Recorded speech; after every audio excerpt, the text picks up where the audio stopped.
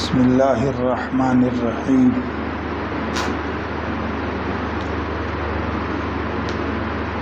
نحمدہ ونصلی علی رسولہ الکریم، اما بعد۔ اعوذ باللہ من الشیطان الرجیم، بسم اللہ الرحمن الرحیم۔ هو الذی اخرجکم فی بطون امہاتکم لا تعلمون شیئا وجعل لکم السمع والابصار والافئدہ قلیلا ما تشکرون۔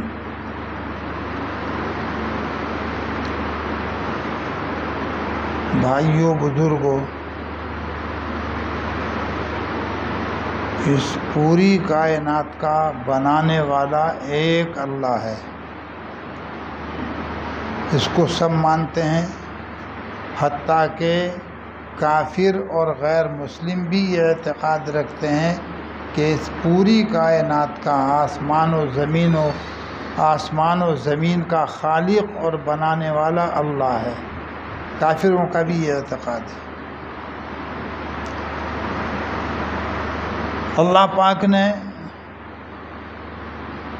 اس آسمان و زمین، سمندر اور اسی طریقے سے خشکی میں جو مخلوق پیدا کی ہے،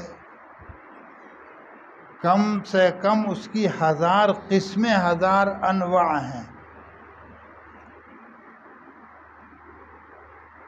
مخلوق کی قسم کہہ کے سمجھائیں، عربی کا لفظ ہے، یا نوع کہہ کے سمجھائیں، 1000 انواع ہیں، 1000 قسمیں ہیں اس مخلوق کی جو اللہ تعالیٰ نے بنائی ہے۔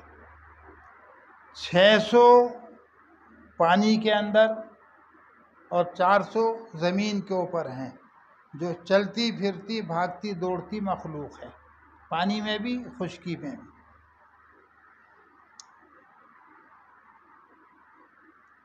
سب حیوانات ہیں۔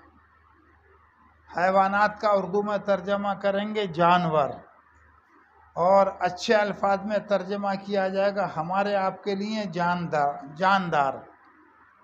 بکری کو جانور کہیں گے، گھوڑا جانور، ہاتھی جانور، کیڑے مکوڑے جانور۔ اگر آدمی کو جانور کہہ دیا جائے تو بالکل سچ اور حق، لیکن آدمی ناراض ہوگا، اس لیے آدمی کے لیے بولا جاتا جاندار۔ مطلب وہ یہ جاندار کہو یا جانور کہو، جاندار کہنے میں برا نہیں لگے گا، جانور کہنے میں برا لگے گا۔ جتنے بھی جانور بنا ہے اللہ تعالیٰ نے، انسان بھی ان میں سے ایک حیوان ہے، لیکن فرق رکھا ہے۔ اللہ تعالیٰ نے دوسرے جانوروں کی کمر کو ٹیڑھا رکھا ہے، جھکا دیا، اور آدمی کی کمر سیدھی رکھی۔ عربی کے الفاظ میں اس کو مستقیم القامت بنایا، اس کا قد سیدھا رکھا۔ پھر اللہ تبارک و تعالی شانہ نے اور بھی ادھر آگے بیٹھو رستہ چھوڑ کے، سمجھدار لوگ بھی غلطی کرتے ہیں۔ اللہ تعالیٰ نے اور بھی فرق رکھا۔ جتنے بھی حیوانات ہیں، جانور ہیں، کسی جانور میں ایسا شعور، ایسی گویائی جیسی اللہ تعالیٰ نے انسان میں رکھی ہے، کسی مخلوق میں نہیں رکھی۔ قد سیدھا، عقل بھی اس کی سیدھی، شعور دیا اس کو۔ اور یہ شعور جب یہ پیدا ہوا تھا تبھی اس کے اندر وہ شعور پیدا کر دیا گیا تھا۔ دوسرے حیوانات میں اور انسان میں یہی فرق ہے کہ اس کو اللہ تعالیٰ نے سمجھنے سمجھانے کی، اپنے مافی ضمیر کو، دل کی بات دوسروں کو سمجھانے کی اور دوسروں کے دل کی بات سمجھنے کی صلاحیت اس کے اندر رکھی، شعور اس انسان کے اندر رکھا۔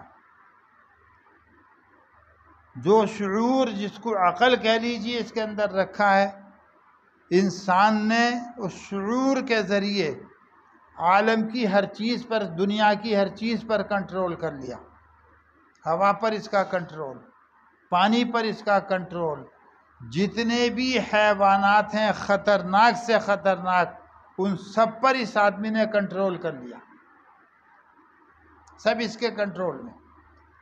شیر بڈھا ہو گیا، شیر نے جب وہ بڈھا ہو گیا، اس کو یقین ہو گیا کہ وہ مر جائے گا، تو اس نے اپنی اولاد کو وصیت و نصیحت کی کہ تم لوگ جنگل کے راجا ہو، جنگل کے کسی بھی جانور سے تمہیں ڈرنے کی ضرورت نہیں، تم سب سے آگے ہو، سب سے زیادہ بہادر ہو، کسی سے ڈرنے کی ضرورت نہیں۔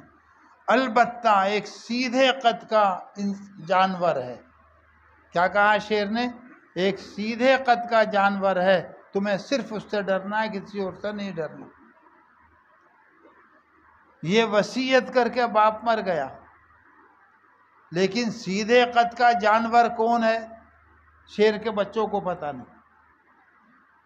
آدمی کون مخلوق ہے؟ شیر کے بچے کو پتہ نہیں۔ باپ نے تو وصیت کی تھی، باپ کی وصیت کو جاننے کے لیے، تجربہ کرنے کے لیے باپ کے انتقال کے بعد ایک بچہ جنگل میں نکلا۔ جب جنگل میں نکلا شیر کا بچہ، سامنے اس کے گدھا آیا، گدھے سے پوچھتا جناب کیا آپ آدمی ہیں؟ کہ خبردار آدمی کا نام مت لو، بہت خطرناک چیز ہے۔ گھوڑا سامنے آیا، اونٹ سامنے آیا، اخیر میں ہاتھی سامنے آیا۔ ہاتھی کو دیکھ کر سمجھا کہ یہ سب سے بڑا ہے، یہی آدمی ہوگا۔ کہا کہ جناب آپ آدمی ہیں؟ تو جو پہلے والے نے جواب دیا تھا، دوسرے نے، تیسرے نے، وہی ہاتھی نے جواب دیا کہ خبردار آدمی کا نام مت لے، وہ بہت خطرناک چیز ہے۔ تعجب ہے اس کو، آخر آدمی ہے کیا؟ کہاں ملے گا؟ کہاں دستیاب ہوگا؟ جس سے پوچھو کہتا ہے کہ آدمی خطرناک چیز ہے۔ چلا جنگل میں، ایک آدمی کو دیکھا کہ اس نے اتنا موٹا درخت گرا رکھا ہے زمین پر، اتنا اونچا اور اتنا موٹا۔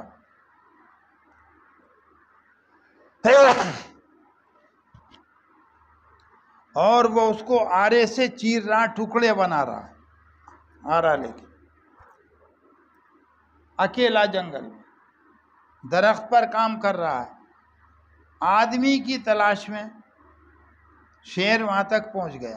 اچھا، جب یہ لکڑی چیرنے والے آرا چلاتے ہیں، جب اندر گھس کر آرا چلنا تنگ ہو جاتا تو اوپر لکڑی ٹھوک دیتے ہیں، ہمارے یہاں اس کو دھانچ کہتے ہیں، دھانچ ٹھوک دیتے ہیں، جیسی موٹی دھانچ کی ضرورت ہوتی ویسی ٹھوکتے رہتے ہیں۔ لکڑی میں اس نے اس لٹھے کے اندر دھانچیں ٹھوک رکھی تھیں۔ شیر سامنے جا کر کھڑا ہو گیا کہ جناب آپ آدمی ہیں؟ کہ بعد میں بتاؤں گا، پہلے ایک کام کرو میرا، میں نے سنا ہے کہ تم شیر ہو، جنگل کے راجا ہو، مجھے اپنی آری اندر سے نکالنی ہے، یہ جو میں نے لکڑیاں اس کے اندر ٹھوک رکھی ہیں، دھانچیں ٹھوک رکھی ہیں، تم اپنے اپنے ہاتھ ڈالو دونوں اور کھینچو اس لکڑ کو یوں کر کے، میں یہ دھانچے نکال دوں، اس کے بعد بات کریں گے۔ عقل ہوتی تو غلطی نہ کرتا۔ شعور کس کو دیا؟ آپ کو۔ عقل کس کو دی؟ آپ کو۔ شیر نے اپنے ہاتھ کے پنجے اندر ڈال دیے اور اس نے دونوں طرف سے جتنی بھی وہ لکڑیاں ٹھوک رکھی تھیں سب نکال دی باہر۔ جب وہ لکڑیاں نکل گئیں تو اب کیا ہوا شیر کا؟ بتائیے، قبضے میں کر لیا نہیں کیا؟ اب جب شیر قابو میں آ گیا تو اب کہہ رہے ہیں یہ حضرت آدمی صاحب کہ بتائیے کیا آپ کا سوال ہے، اب اس کا جواب دیا جائے، کس کی تلاش ہے آپ کو؟ آیا سمجھ میں؟ تو اللہ اتنا بڑا جنگل کا راجا شیر کو اس آدمی نے اس اللہ کے دیے ہوئے شعور اور عقل سے اس کے اوپر کنٹرول کر لیا۔ اللہ تعالیٰ نے جو قرآن کی آیت پڑھی ہے یہی بتایا ہے، هو الذی اخرجکم فی بطون امہاتکم، اللہ وہ ہے جس نے تمہیں تمہاری ماؤں کے پیٹ سے اس حال میں نکالا کہ تم کچھ نہیں جانتے۔ بکری کا بچہ جب پیدا ہوتا جانتا ہے، مرغی کا بچہ جب انڈے سے نکلتا جانتا ہے کچھ نہ کچھ ہو، بطخ کا بچہ انڈے سے نکلتا جانتا ہے، مرغی کا بچہ انڈے سے نکل جائے، اس کے بالوں پر سوکھ جائیں تو چلنے لگتا ہے از خود، اور زمین پہ ٹھونگ مارنے لگتا ہے۔ بطخ کا بچہ اس کے بالوں پر سوکھ جائیں انڈے سے باہر نکل کر، کسی برتن کے اندر پانی بھر دیجئے، بطخ کے بچے کو اس میں ڈال دیجئے گا، ڈوبے گا نہیں، اپنی حفاظت خود کر لے گا۔ تجربہ کر لیں، ہم تجربہ کر چکے ہیں اپنے بچپن میں۔ بکری کا بچہ، اس کے بال سوکھ جائیں کھڑا ہو جاتا ہے، اور کھڑا ہونے کے ساتھ ماں کے تھنوں میں منہ مارنے لگتا ہے۔ کیا آدمی کے بچے کے اندر بھی یہ طاقت تھی جب وہ پیدا ہوا تھا؟ کیا وہ دودھ پی سکتا تھا؟ کیا وہ پیشاب پیخانے کی ضرورت خود پوری کر سکتا تھا؟ کیا اس کے اندر صلاحیت تھی؟ یہ آدمی کا بچہ بکری کے بچے سے، مرغی کے بچے سے، بطخ کے بچے سے زیادہ کمزور تھا۔ کچھ آگے زندگی بڑھی، اب ماشاءاللہ یہاں سب پڑھے لکھے ڈاکٹر، انجینئر، سی اے اور سب ڈاکٹر لوگ، پڑھے لکھے لوگ موجود ہیں۔ جب آگے بڑھے 6-7 سال سے کم کے ہوئے، 4-5 سال کے، تو ٹانگیں ننگی، بنیان پہنے ہوئے، چڈی تھی یا نہیں تھی اس سے بھی بحث نہیں، بھاگے پھر رہے محلے میں۔ کیا معلوم تھا آپ کو کہ اللہ تعالیٰ آپ کو ڈاکٹر اور انجینئر بنا دے گا؟ معلوم تھا آپ کو کہ اللہ تعالیٰ سی اے بنا دے گا، عالم اور حافظ بنا دے گا؟ کچھ معلوم نہیں تھا، لیکن اللہ تبارک و تعالی شانہ نے اس کو جب آدمی کو سیدھا قد دیا تو اس کے اندر شعور دیا۔ 3 چیزیں اس کے اندر اللہ تعالیٰ نے رکھ دی۔ اللہ تعالیٰ فرماتا ہے هو الذی اخرجکم، ہم نے تمہیں تمہاری ماؤں کے پیٹ سے اس حال میں نکالا کہ تم کچھ نہیں جانتے تھے، وجعل لکم السمع، تمہیں کان دی، کان سننے کی قوت دی۔ اتنا سا بچہ بھی جو پیدا ہو چکا ہوتا وہ بھی سنتا ہے، حرکت نہیں کر سکتا۔ وجعل لکم السمع والابصار، آنکھیں دی۔ وہ چھوٹا سا بچہ، اتنا سا ابھی پیدا ہوا 2 دن کا، وہ بھی آنکھیں کھول کے دیکھتا ہے، وہ بھی آنکھیں کھول کے دیکھتا ہے، وہ بھی آنکھیں کھول کے دیکھتا ہے، سمجھتا ہے، آواز دے تو آنکھ کھولے گا، کوئی بولے تو اس کے سامنے آنکھ کھولے گا۔ اور والافئدہ، اللہ تعالیٰ نے عقل دی۔ 3 چیزیں دے دی اللہ تعالیٰ نے جب ماں کے پیٹ سے نکالا۔ کان دیے، کیوں؟ سنو اور اپنے علم کے اندر اضافہ کرو، ترقی کرو، اپنے اندر جو شعور تمہارے اندر اللہ نے رکھا اس شعور کے ذریعے آگے بڑھو۔ آنکھیں دی، دیکھو، عبرت حاصل کرو، اور علم کے اندر ترقی کرو، خوب ترقی کرو، اور تمہیں عقل دی، شعور دیا، والافئدہ، تمہیں عقل دی۔ اب یہ عقل کا محل کیا ہے؟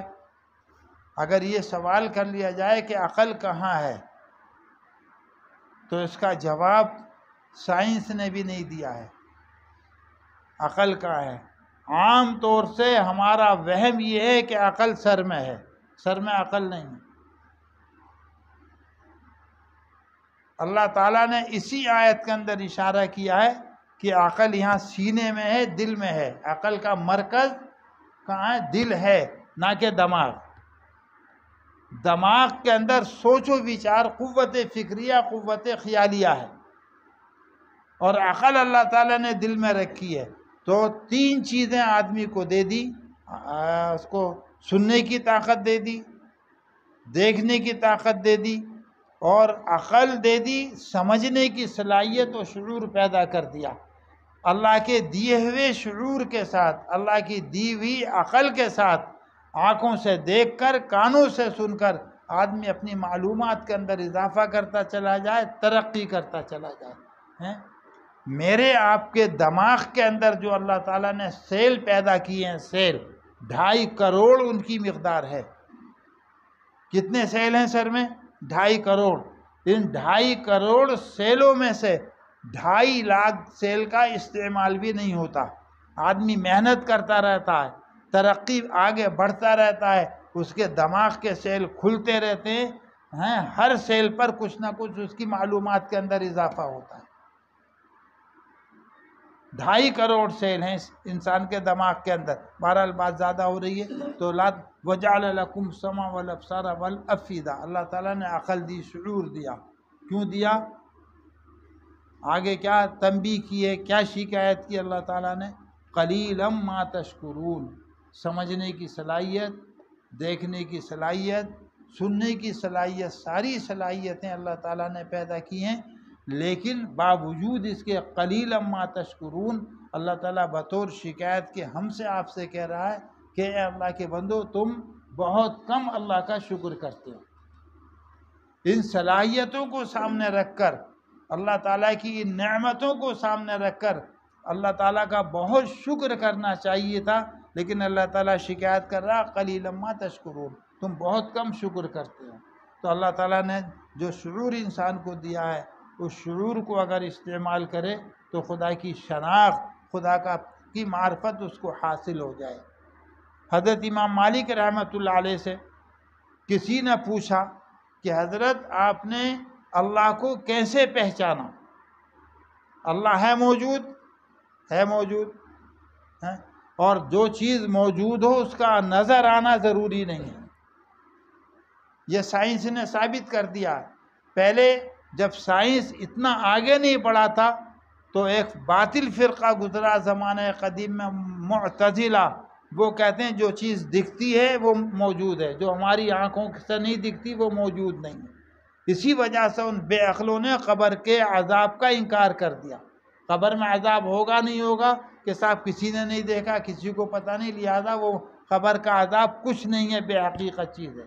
حالانکہ حضرت محمد الرسول اللہ کا فرمان ہے عذاب القبر حق، قبر کا عذاب برحق ہے، لیکن اسی بنیاد پر انکار کیا کہ عذاب قبر کا مشاہدہ نہیں ہوتا، وہ دیکھا نہیں جاتا، اور جو چیز دیکھی نہ جائے وہ ان کے نزدیک، ان بے عقلوں کے نزدیک موجود نہیں ہے۔ اللہ تعالیٰ بھی نہیں دیکھا جاتا۔ آپ کے اندر روح ہے، بتائیے، روح بمانے جان کر لو، آپ میرے اندر، آپ کے اندر روح ہے، اگر یہ روح نہ ہو تو ہاتھ حرکت نہ کریں، یہ آنکھیں نہ چلیں۔ کیا آپ نے روح دیکھی ہے؟ آپ کے بدن کے ساتھ اس کا تعلق، جوڑ لگا ہوا ہے۔ اتنی سی دیر کے لیے بھی اگر بدن سے روح ختم کر دی جائے تو انسان کا وجود ہی ختم، لیکن باوجود اس کے اس روح کو کسی نے نہیں دیکھا۔ وہ لطیف، عربی الفاظ میں لطیف ہے، بہت لطیف اور باریک ایسی ہے کہ وہ محسوس تو ہوگی لیکن دکھائی نہیں دی جائے گی۔ ایسے ہی اللہ تبارک و تعالی شانہ اپنی علامتوں کے ساتھ ظاہر ہے، لیکن اپنی حقیقت کے ساتھ اللہ تعالیٰ کی ذات کو محسوس کیا جا سکتا ہے، دیکھا نہیں جا سکتا۔ ایک مجذوب تھے اللہ والے، ان سے کسی نے پوچھا کہ اللہ ہے کہ ہے، موجود ہے کہ موجود ہے، کہ دکھا کہاں ہے؟ جب اللہ موجود ہے دکھا کہاں ہے؟ ڈھیلا اٹھایا مٹی کا اور کمر پہ زور سے مارا اور بھاگ گیا۔ یہ جواب دیا ہے، ڈھیلا اٹھایا اور کمر پہ مارا اور بھاگ گیا۔ جانا پہچانا تھا، جس کے ڈھیلا مارا اس نے عدالت میں جا کے دعویٰ کر دیا کہ فلاں نے میرے ڈھیلا مارا۔ عدالت نے طلب کر لیا کہ ڈھیلا مارا، کہ جی ڈھیلا مارا۔ ان کا کیا نقصان ہوا ڈھیلا مارنے سے؟ یہ بتائیں۔ سوال کر لیا کہ وہ درد ہو رہا، بہت درد ہو رہا، ہاتھ رکھو، درد ہو رہا۔ تو قاضی سے کہا کہ حضرت قاضی صاحب یہ کہہ رہے ہیں کہ درد ہو رہا ہے، مجھے یہ اپنے بدن کا درد دکھلا دیں، جو میں نے ان کے ڈھیلا مارا ہے، اس ڈھیلا مارنے کی وجہ سے جو ان کے درد ہوا ہے، جو ان کے بدن کے ساتھ جڑا ہوا، وہ مجھے اپنا درد دکھلا دیں۔ تو وہ کہتا ہے خود کے درد تو نہیں دکھلایا جا سکتا، کہ بے وقوف، جب تو اپنے بدن کے درد کو نہیں دکھا سکتا، اس لیے کہ وہ لطیف ہے۔ لطیف کے معنی ایسی چیز جس کو محسوس تو کیا جائے، دیکھا نہ جائے، وہ لطیف ہے۔ کہا کہ اللہ تبارک و تعالی شانہ نے قرآن مقدس میں خود اپنے بارے میں فرمایا وَهُوَ اللطیف الخبیر، اللہ تعالیٰ لطیف ہے۔ جب تو اپنے بدن کا درد اس لیے نہیں دکھا سکتا کہ وہ لطیف ہے، تو اللہ تعالیٰ جو لطیف و خبیر ہے اس کو تجھے اس دنیا میں کیسے دکھایا جا سکتا ہے؟ اس کا مطلب یہ نہیں کہ اللہ کا دیدار نہیں ہوگا۔ کل قیامت کے دن مسلمانوں کو، جنتیوں کو اللہ تبارک و تعالی شانہ کا دیدار ہوگا۔ 29ویں پارے میں اللہ تعالیٰ نے فرمایا وجوہ یومئذ ناظرہ، وجوہ یومئذ ناظرۃ الی ربہا ناظرہ، بہت سے چہرے قیامت کے دن تر و تازہ خوش و خرم ہوں گے اور اپنے رب کو دیکھ رہے ہوں گے، اپنے رب کو دیکھ رہے ہوں گے۔ تو رب کا دیدار ہوگا، قیامت کے دن ہوگا، لیکن اس دنیا میں ان ظاہری کمزور آنکھوں سے اس لطیف و خبیر کو دیکھا نہیں جا سکتا۔ بہرحال تو یہ ساری صلاحیتیں، ساری چیزیں اللہ تبارک و تعالی شانو نے کی ہیں، اور اللہ تعالیٰ اس پر ہماری ناسمجھی پر شکایت کر رہا، قلیلا ما تشکرون۔ ان نعمتوں کے ہونے کے باوجود تم اللہ تعالیٰ کی نعمتوں کی قدر نہیں کرتے، بہت کم تم لوگ شکر کرتے ہو۔ ہمیں اللہ تعالیٰ کی نعمتوں کی قدر کرنا چاہیے اور اللہ تعالیٰ کی نعمتوں کا شکر ادا کرنا چاہیے۔ بس اتنی سی بات ہے، بات تو لمبی ہے، لیکن کیونکہ مقصود الگ ہے، ذکر مقصد ہے، ذکر کرنا ہے، اور امید یہ ہے کتنا کرتے ہیں روزانہ 7 تسبیح ذکر کریں گے اس وقت انشاءاللہ۔ کیسے کیسے کریں گے وہ بتا دیں، وہ مضمون بہت لمبا ہے، سائنس کا مضمون ہے وہ بہت لمبا، لیکن اس کو میں نے چھوڑ دیا۔ ذکر کے معنی یاد کرنے کے ہیں۔ اگر ڈکشنری میں ذکر کا ترجمہ ذال کاف را ذکر، اس کا ترجمہ ڈکشنری میں تلاش کریں گے تو اس کے معنی ملیں گے، ہمیں لکھے ہوئے آگے یاد کرنا۔ یاد کرنا کس کو یاد کرنا؟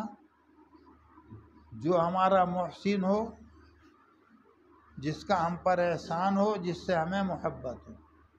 اللہ کا ہم پر احسان، اللہ سے ہمیں محبت، ہر محسن سے آدمی کو محبت ہوتی ہے، احسان کرنے والے سے محبت تھی۔ اللہ کا ہم پر احسان ہے، لہذا ہمیں اللہ سے محبت ہے۔ تو جس سے محبت ہوتی ہے اس کا ذکر کیا جاتا ہے، اس کا نام لیا جاتا ہے، بار بار نام لیا جاتا ہے۔ کبھی غصے میں بھی نام لیا جاتا ہے، اگر کسی کا غصے میں بھی نام لیا جائے تب بھی محبت کی علامت ہے۔ جس چیز سے محبت نہیں ہوتی نام ہی نہیں لیتا، اس کا تصور ہی نہیں آتا اس کا۔ برائی کرنے بیٹھ گئے فلاں کی، تو وہ برائی جو کی جا رہی ہے فلاں کی، وہ بھی محبت کی علامت ہے۔ اگر محبت نہ ہوتی تو اس کا نام زبان پہ ہی نہ آتا۔ تو اللہ تبارک و تعالی شانو سے محبت ہے، ہونی چاہیے، لہذا ذکر اللہ کا کرنا چاہیے کہ صاحب چلو نماز پڑھی اس کا ثواب ملے گا، فلاں کام کیا اس کا ثواب ملے گا، ذکر کیا تو کیا ملے گا؟ اللہ تعالیٰ نے قرآن کے دوسرے میں پارے میں فرمایا فَاذْكُرُونِي أَذْكُرْكُمْ، بہت بڑا انعام ہے یہ، تم مجھے یاد کرو میں تمہیں یاد کروں گا۔ تم مجھے یاد کرو، تم میرا نام لے میں تمہارا نام لوں گا۔ یہ بہت بڑا انعام۔ محبوب کے منہ پر نام آ جائے تو آدمی کی کائنات بدل جاتی کہ اچھا اس نے میرا نام لے لیا۔ دنیاوی طور پر بھی اگر کوئی کسی کا محبوب ہو، کسی سے دوستی ہو، اور یہ جانتا ہے کہ وہ ہے ہی بس بہت بے نیاز دوست ہے، بے نیاز ہے ایک دم، لیکن کسی دن اس دوست کی زبان پہ نام آ جائے تو اس کی تو اس دن عید ہو جائے گی کہ اچھا اس نے میرا نام لے لیا، میرا ذکر کرتا ہے وہ بھی۔ تو اللہ تبارک و تعالی شانو سے زیادہ محبوب ہمارا آپ کا کون ہوگا؟ اگر جب اللہ کا نام لیا جائے گا کیا ہوتا؟ حضرت ابی ابن کعب رضی اللہ تعالیٰ عنہ کہتے ہیں کہ مجھ سے حضور صلی اللہ علیہ وسلم نے فرمایا کہ ابی، مجھے اللہ تعالیٰ نے حکم دیا ہے کہ میں تمہیں لم یکن الذین پڑھ کر سناؤں، 30ویں پارے کی صورت ہے، میں تمہیں لم یکن الذین پڑھ کر سناؤں، اللہ نے حکم دیا ہے۔ تو حضرت ابی کیا کریں؟ اسمانی اللہ، حضرت اللہ نے میرا نام لیا ہے، اللہ نے میرا نام لیا ہے۔ حضور نے فرمایا ہاں۔ جب یہ ہاں فرمایا تو حضرت ابی رونے لگے، اور رونے کے بعد روتے روتے کیا کہا؟ ایوز کرو عند رب العالمین، میں اس لائق ہوں کہ اللہ تعالیٰ میرا نام لے، اللہ میرا نام لے، میں اس لائق ہوں اللہ کے سامنے میرا نام لیا جائے، اللہ میرا نام لے۔ اور رو رہے ہیں، اور روتے روتے یہ کہہ رہے ہیں، یعنی ان کے اللہ کے یہاں تذکرہ ہو گیا ابی کا، تو ابی اتنے خوش ہے کہ خوشی میں رونے لگے۔ تو جب اللہ کا ذکر کریں گے تو اللہ تعالیٰ کا کیا وعدہ؟ فَاذْكُرُونِي، تم مجھے یاد کرو، اذکرکم، میں تمہیں یاد کروں گا۔ یہ بہت بڑا انعام ہے۔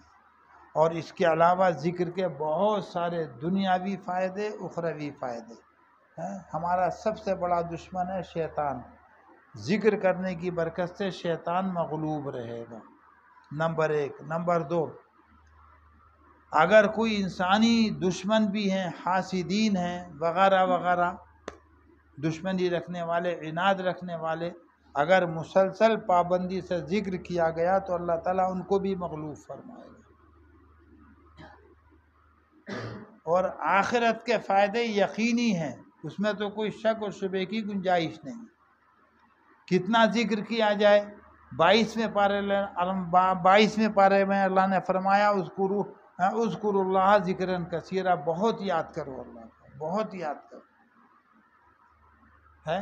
اور 5ویں پارے میں فرمایا اذکروا اللہ قیاما وقعودا وعلی جنوبکم، اللہ کو یاد کرو قیاماً کھڑے کھڑے، بیٹھے بیٹھے، وعلی جنوبکم جب لیٹو تب بھی یاد کرو۔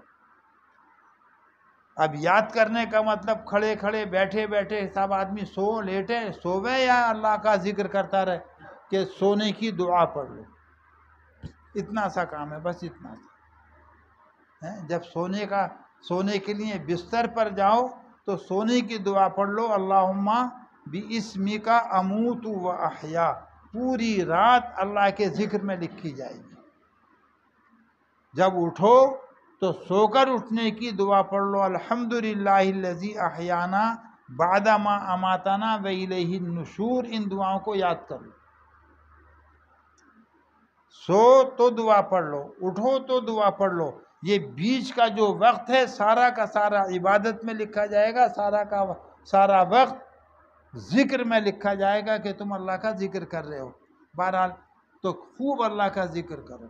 اور اس خوب کا ترجمہ جگر مراد آبادی نے ایک شعر کے اندر کیا ہے، نہ غرض کسی سے نہ واسطہ، نہ غرض کسی سے نہ واسطہ، مجھے کام اپنے ہی کام سے، تیرے ذکر سے، تیری فکر سے، تیری یاد سے، تیرے نام سے۔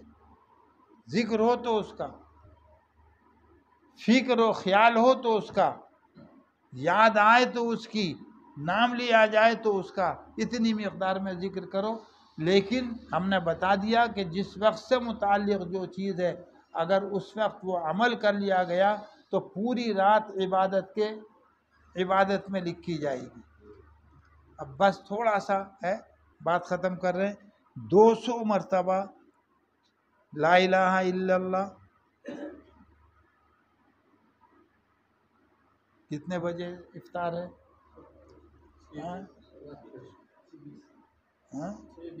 6:20 پہ۔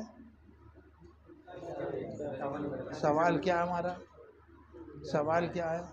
غافل ہو، سو رہے ہو، پڑھے لکھوں کے مجمع میں بیٹھے ہو اتنی غفلت کے ساتھ، کہیں گے کہ مولانا لوگ، حافظ لوگ اتنے غافل ہوتے ہیں، قرآن پڑھ کے بھی بدنام کرو گے مولانا لوگوں کو یار۔ 6:20 ہوئے، وہ تو مجھے بھی دکھ رہا ہے، میرے ہاتھ میں گھڑی ہے۔ افطار کتنے بجے ہے؟ 53 55، چلو 55 پہ، یہاں میں نے دیکھا تھا 55 پہ تھا جو میرے میں نقشہ ہے۔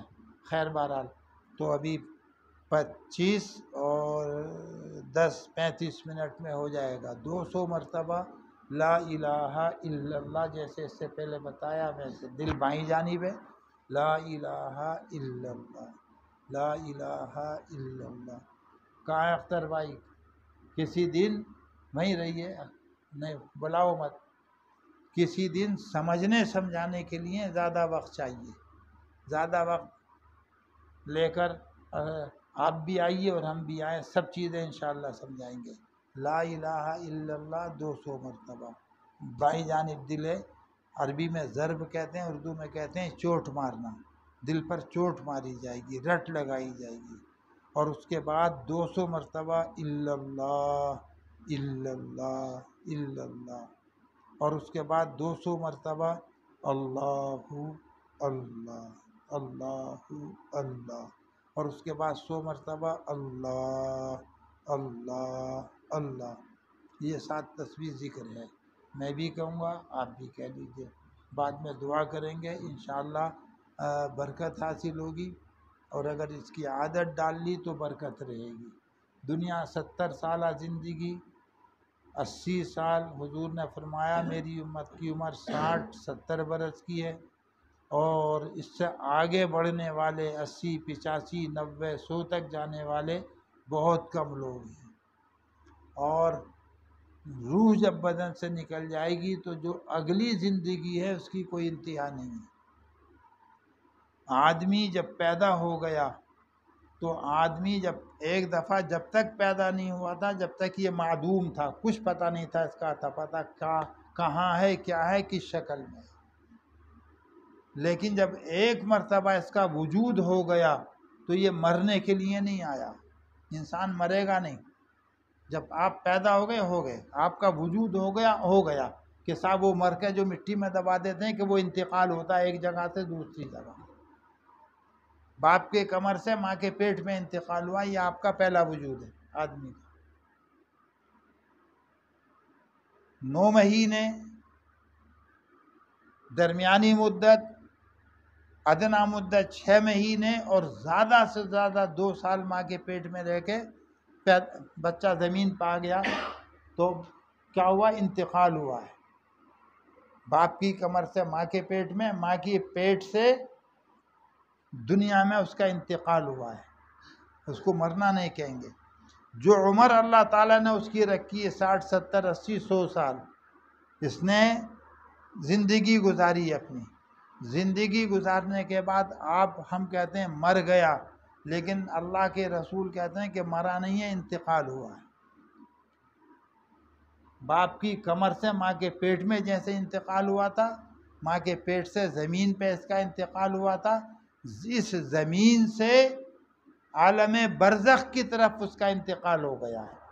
عالم برزخ، اس کی بھی تفصیلیں بتائیں گے۔ عالم برزخ کی طرف اس کا انتقال ہو گیا ہے، اور عالم برزخ میں جب تک اللہ چاہے گا رکھے گا، پھر میدان حشر کی طرف اس کا انتقال ہو جائے گا، اور پھر میدان حشر میں حساب و کتاب کے بعد جنت یا جہنم کی طرف اس کا انتقال ہوگا۔ مرے گا نہیں آدمی جب تک اس کا وجود نہیں ہوا۔ جب یہ موجود ہو گیا تو اب یہ مرنے کے لیے موجود نہیں ہوا ہے، ایک عالم سے دوسرے عالم کی طرف، ایک جہان سے دوسرے جہان کی طرف منتقل ہوتا رہے گا۔ تو بہرحال جو اگلا جہان ہے اس کی کوئی مدت نہیں ہے، لہذا اس اگلے جہان کی تیاری اسی جہان کے اندر کی جائے گی۔ اگر یہاں تھوڑی بہت تیاری کر لی جائے، تھوڑی بہت مشق کر لی جائے، تو انشاءاللہ کل کی زندگی کے اندر، کل کے جہان میں، جب اس جہان سے ہمارا انتقال ہوگا تو کل کے جہان میں یہاں کی تیاری ہمیں کام دے گی۔ تو اگر 200 مرتبہ پابندی سے لا الہ الا اللہ کہیں گے تو سال میں 72,000 ہو جائے گا، اور اگر یہ پوری تسبیحات کہہ لیں گے تو اور برکتیں حاصل ہو جائیں گی۔ تو 200 دفعہ لا الہ الا اللہ، اور 200 دفعہ الا اللہ، اور 200 مرتبہ اللہ اللہ، اور 100 مرتبہ اللہ اللہ۔ اگر اتنا کام ہو گیا تو سبحان اللہ، ورنہ جہاں وقت ہو جائے گا وہیں چھوڑ دیں گے۔ یہ بھی نیت کر لیجئے، جہاں وقت ہو جائے گا وہیں چھوڑ دیں گے۔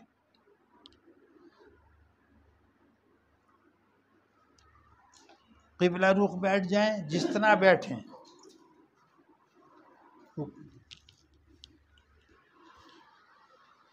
ہم مسجد میں ہیں، قبلہ رخ بیٹھنا ٹھیک رہے گا، چاہے جیسے بیٹھیں۔